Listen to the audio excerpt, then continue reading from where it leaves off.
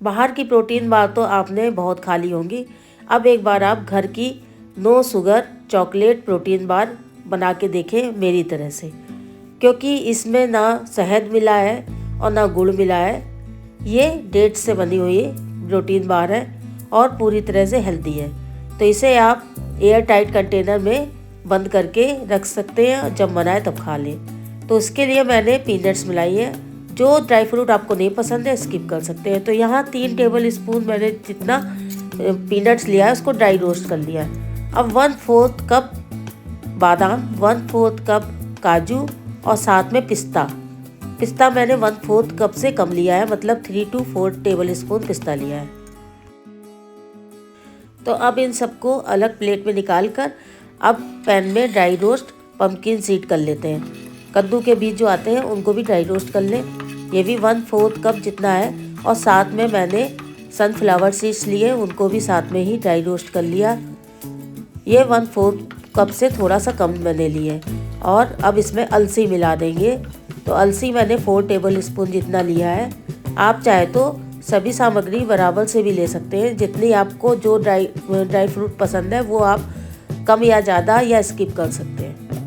अब ये देखिए ड्राई रोस्ट हो गया। तो अब एक मिक्सर ग्राइंडर में डालकर इसका पाउडर बना लेते हैं। तो प्रोटीन बार को अब मीठा करते हैं, ना गुड़ ना चीनी। तो इसके लिए लेना है आपको डेट्स। सीडलेस डेट्स हैं तो ठीक है। अब बिना चीनी बिना गुड़ के आपको प्रोटीन बार बनाना है तो कुछ तो मीठा मिलाना ही पड़ेगा। तो उसके लिए लेते हैं खजूर, मतलब कि डेट्स लेते हैं। अगर सीड्स वाले हैं तो सीड्स को निकाल कर फिर यूज़ करें। मेरे पास ये फ्रिज में रखे थे तो बहुत कड़क हो गए थे, तो मैंने थोड़े से पानी में भिगोकर फिर मिक्सर ग्राइंडर में डाला, क्योंकि इस तरह से फिर पेस्ट नहीं बनता, कड़े होते, तो इसलिए पानी में फिलो दिया था। अब एक पैन में थोड़ा सा घी डाला और खजूर का पेस्ट डाल दिया, जिससे कि वो भी भुन जाए। क्योंकि अगर आपको एयर टाइट में रखना है लंबे समय के लिए तो सभी चीज़ें ड्राई रोस्ट के लिए तो खजूर को ही भूनना ज़रूरी है। तो अब मैंने 3/4 कप जितना ओट्स लिया है। ओट्स को भी मैंने भून लिया था, उसका पाउडर बनाकर बाउल में निकाला है। और उसके बाद ड्राई फ्रूट का पाउडर, साथ में मैंने खजूर का पेस्ट जो भूंजा था वो मिलाया है। थोड़े से मेरे पास बेरीज पड़े थे वो, और काली किशमिश और जो हरी किशमिश आती है दोनों मिलाई है। अब मेरे पास सफ़ेद तिल थे जो भुने हुए थे मेरे पास, वो मैंने थोड़े से मिलाए, मतलब 1 टेबल स्पून या 1 स्पून जितना आप समझ लीजिए, मैंने वो भी मिलाए इसमें। आप चाहे तो स्किप कर सकते हैं। तो चलिए अब इन्हें मिक्स करते हैं। तो आप हाथ से ज़रूर इसे मिक्स करें ताकि ये अच्छे से मिक्स हो जाए।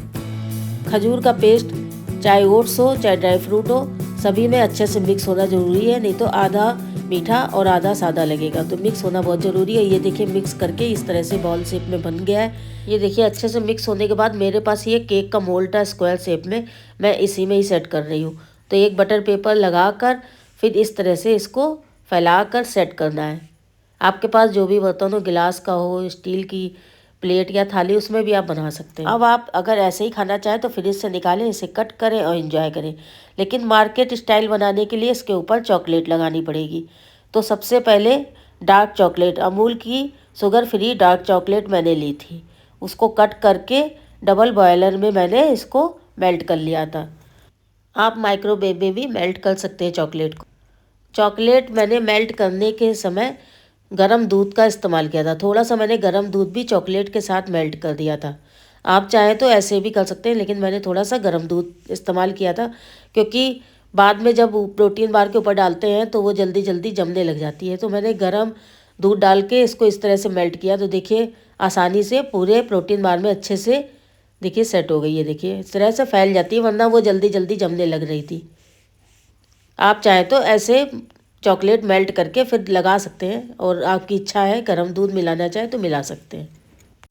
अब ये देखिए पूरे में अच्छे से सेट होने के बाद इसे थोड़ी देर के लिए फिर से फ्रीज में रख दें। इसके ऊपर भी आप डेकोरेशन कर सकते हैं, कटे हुए ड्राई फ्रूट, पम्पकिन सीड भी आप लगा सकते हैं, लेकिन मैंने नहीं लगाया।